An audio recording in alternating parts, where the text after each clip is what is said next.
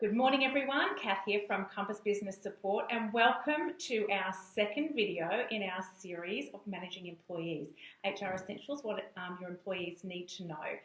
So welcome again Paulette, thank you for joining me. Thank you for having me along again. So Paulette's from Fresh HR Insights and we are going to be talking today about policies and procedures and what you need and what you need to put into place for your new team members. And you'll remember last month in our video we talked all about when you need to bring an employee on board. So this is the next part in the process about what policies and procedures you need to put in place for those new employees. And this is something that's very close to my heart. As you know, I love systems and procedures, so Paulette's going to give us a lot of information on what we need to do specifically for employees. So, are you ready to get started? I'm certainly ready to get started. Excellent. Certainly love these kind of topics, and I'm absolutely thrilled that we're actually able to share this together.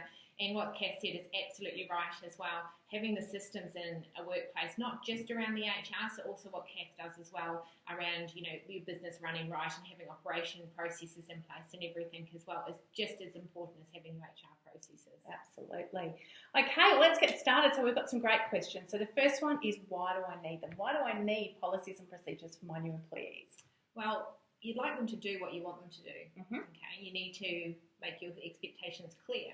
So someone walks into a workplace and goes, well, there's your job. Now, if they don't do it right, or they don't have their break when they're meant to, or they don't go home when they're meant to, or they take leave and they don't tell you, well, it's your own fault if you haven't set down in place, well, how am I supposed to do that?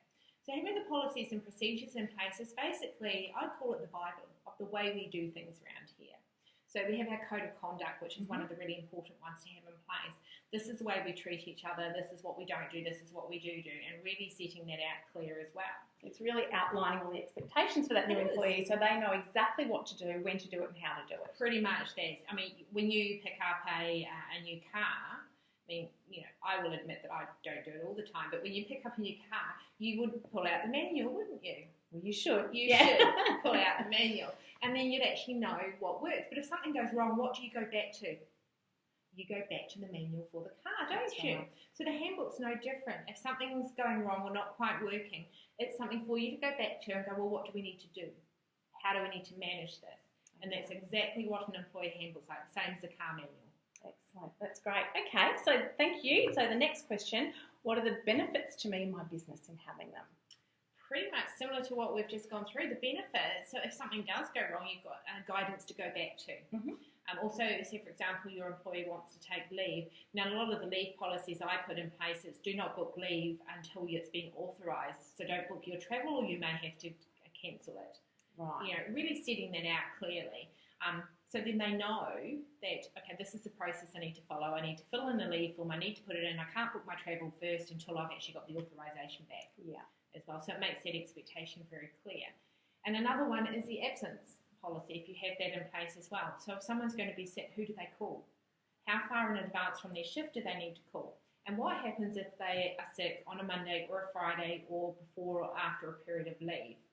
Good point. Because quite often that can happen. And how do you address that? But if you've got that all in your employee handbook, you're setting it out. And if someone doesn't do that, because it's actually part of your policies and procedures, and they will have signed off and acknowledged that they agree to your policies and procedures and understand them, you have a mechanism then to take managerial action such as disciplinaries. So you can call someone into a meeting and say, hey, look, you haven't followed our procedure, you are aware of it, you signed it on this date, we are looking at taking formal action against you. Now, I'm not going to go into disciplinaries because there's a whole process around that and I don't want to confuse you, but by having the policies in place, then you have got a mechanism there to be able to follow a disciplinary process and a fair disciplinary process. Oh, absolutely. And because it's all outlined for you, then it's going to be the same process for all employees. So everyone's going to know the expectations. Yeah, so everyone's treated fairly and consistent. That's really important. So there's no discrimination, no harassment, no accusations of bullying or treating people different to others because of maybe a protected characteristic. Fair enough. Okay. So can you just explain, the last thing I've got to ask you is what's included in an employee handbook? Wow, all the expectations. So, excuse me for looking to the side here. So I've got the list down, so what we would recommend in our handbook. And like last month, I have got a fact sheet all done up for you, and it will be free. So we'll pop a link as well to the fact sheet in there. And so what we've got the code of conduct, got confidential information as well, drugs and alcohol policy. Now, That's how important a is that? massive one. Yeah, absolutely. And, personally, we've been in the construction industry. That's been quite a challenge in the industry, particularly when we've had employees working away. There's been some challenges around that. So that's a really important one to document that straight up. Yeah, and setting it out in there as well is what if an employee shows these signs, so it sets out some of the signs. They're not extensive list, but sets out the signs, and then what the employer will do if that happens. They may direct them to go home. Obviously, if they're intoxicated, it won't be by driving their own car. No, so there's some common sense around that. But the directions that you'll need to make and what the consequences are. And it's really important to make sure you know the consequences. Internet and email use and social media. Another big one. Yes, absolutely. So putting that in place before. I've had a past client who dismissed someone when they turned up at work because they'd written something on social media that wasn't particularly polite. However, they had no policy in place. Now, that was unfair dismissal. They didn't follow a process and they ended up having to pay about $4,500 because the employee did actually make a claim. And, really they didn't have a policy, that wasn't clear what the expectations were, and they didn't follow a procedure, so rightly so they got fined for that. Absolutely. Okay. Now, what else is in there? We've got privacy policy as well, so that's to do with giving out your records of your staff, which is really important because we have the Privacy Act, so you need to make that clear as well. Workplace bullying, that's another big one. The legislation changed with workplace bullying. An employee does not have to go through the company processes. They can actually go straight to Fair Work now. Wow. And lodge a claim. So that's really important. And obviously health and safety as well. Massive one, absolutely. If you've got staff, the first thing you need to do is make sure, first of all, that you've got your workers' compensation insurance, one staff member onwards. But the other one is to make sure that you're actually protecting them in their environment, providing a safe work environment. I was talking to a workplace health and safety expert the other day, and there is actually fines to 50 to 100,000 they can be for a breach and not providing a safe workplace for someone. Yeah, can you afford that? Yeah, that's a massive consideration, particularly for small businesses. If you're put into that position and you don't have the right policies and procedures in place, that's a massive risk to your business. Yes, so you just need to have a lot of things, and the policy is not going to cover every eventuality, and it will depend on every different business and what they're actually operating in. If you're operating in a construction business like with UCAF, then I would recommend you have a full workplace health and safety policies, procedures, the whole handbook regarding just that. Yeah, and for anyone in that construction space, if you wanted to get in touch with me, I can certainly point you in the right direction and help you to put your health and safety policies in place for you. Yeah, so that's vitally important. Absolutely. So this covers off the the overview, but you need to go more in depth depending on what industry you're in as well. Yeah, correct. Okay, so I had a couple of other things I just wanted to talk to you about too. So why do all areas of your business need to be systemised, not just HR? Well, it's a little bit like what Paulette had just said. It's important that there's a procedure to follow so your employees know exactly what to do, when to do it and how to do it. It's also really important that if you're away from your business, that your business can still operate in a way without you being there. So it can still function without you. You're still going to make a profit. Your employees are going to be able to manage that business without you there. So it's really important to not just have systems and procedures for HR, but for all areas of your business. Definitely. I find that being a business owner as well, having the systems in place make my life a lot easier. So I can work on my business, not in my business all the time.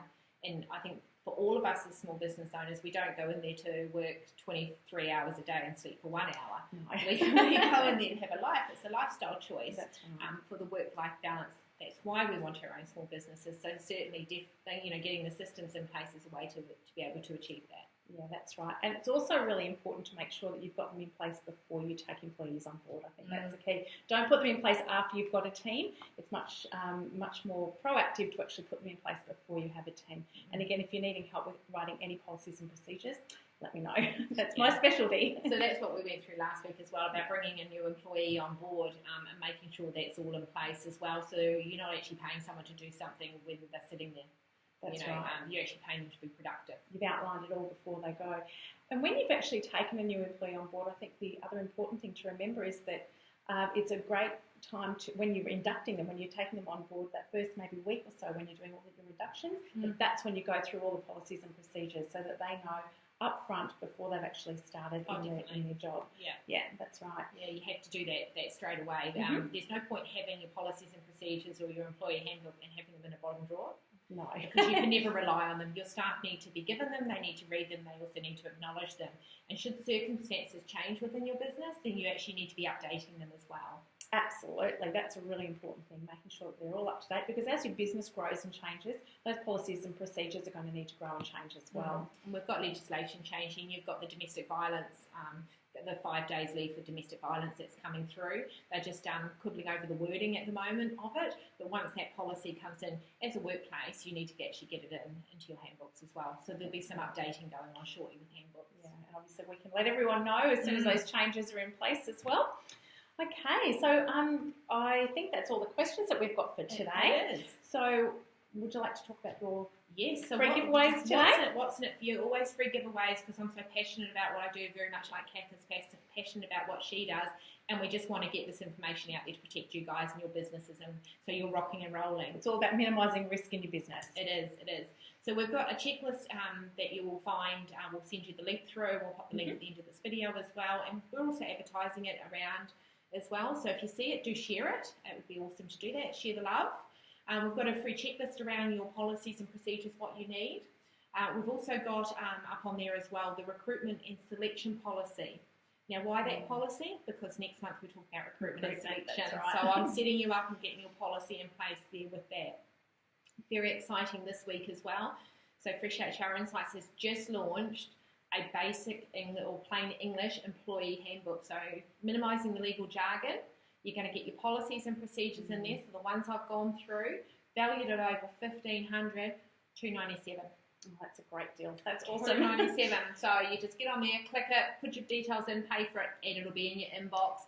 Take your staff through it, get them to sign off the acknowledgement. You know what, you're covered. That's it. That's all about protecting you. So that's fabulous. Yes. Awesome. Okay, so and again, this month I've got for you the Business Systems Health Check. So this not only goes and checks what HR policies that you might have in place, but all key areas of your business as well. So it's a really good checklist just to see whether you're tracking well with your policies and procedures. And if not, you'll know the areas that are going to need some improvement. And also the 12-month business plan, so it's a snapshot of your business for 12 months. It's so important to know where you are as well, so highly recommended to do that. And if you've never done one, grab this opportunity to do it. Yeah, and there is an instructional video that goes with that to tell you exactly what to do and how to fill it out. Excellent. All right, well, I think that's it from us today. Remember to share the video, and remember to click on the link and download all the freebies that we're giving away today.